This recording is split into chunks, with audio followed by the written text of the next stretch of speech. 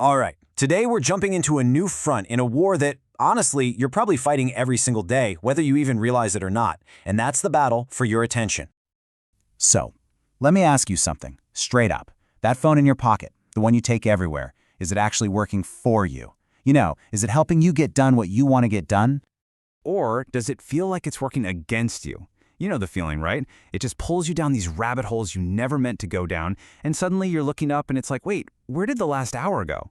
If that sounds familiar, yeah, you are definitely not alone. Okay, so to really get what's going on here, we have to pull back the curtain and look at the whole system. We're talking about something called the attention economy. And let me tell you, it is designed with some seriously effective tricks up its sleeve. For so long, the story has been that it's all on us, right? It's a personal failing.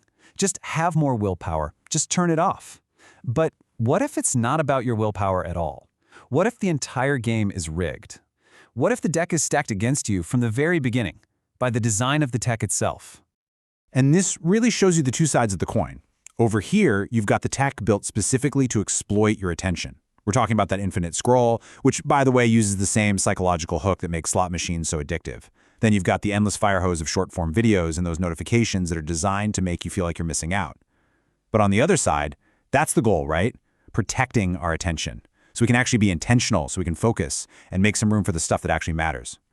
So if the problem is tech, maybe the solution is also tech, right?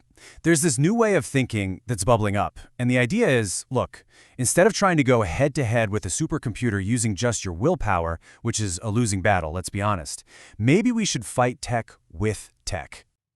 And this right here, this is basically the mission statement for this whole new movement. The goal?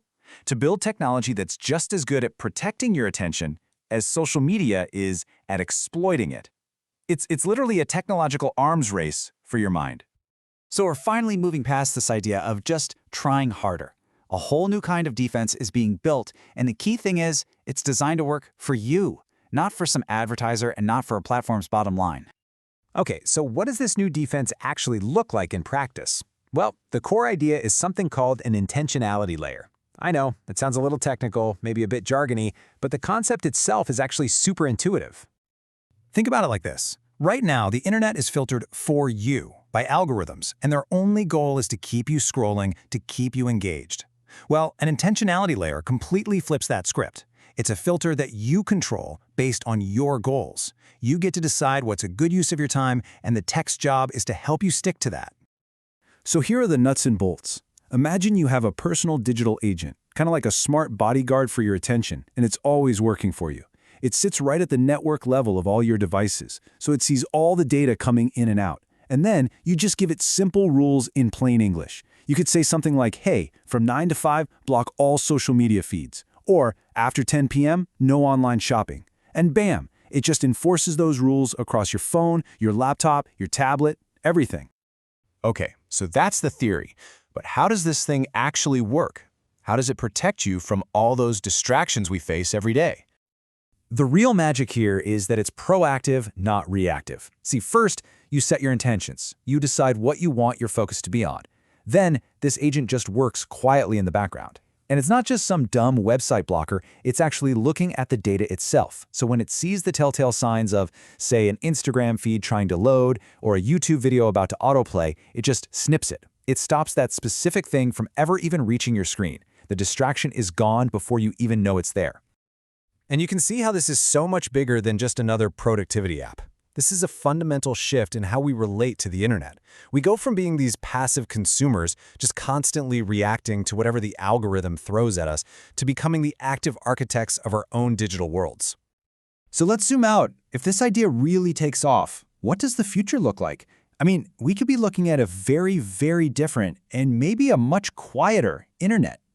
And we're not just talking about one single tool here. The bigger vision is for a whole attention protection stack. It's kind of like having antivirus software for your mind. You'd have this intentionality layer acting as your firewall. Then maybe you'd have another tool that summarizes long articles for you, and another one that bundles all your notifications into one digest you get once a day. A whole suite of tools, just as sophisticated as the ones trying to distract you, all working together to protect your focus. Because at the end of the day, that's what this is all about. The goal isn't just to get a lower number on your screen time report. No, it's about cutting out that compulsive, kind of junk food digital consumption so that you can reclaim that time, reclaim that focus for the people and the projects that you actually care about, the things that really matter. But it does leave us with a pretty big question to chew on, right? I mean, if we've gotten to the point where we need an app to protect us from our other apps, who's really in control here? Something to think about. Thanks for tuning in.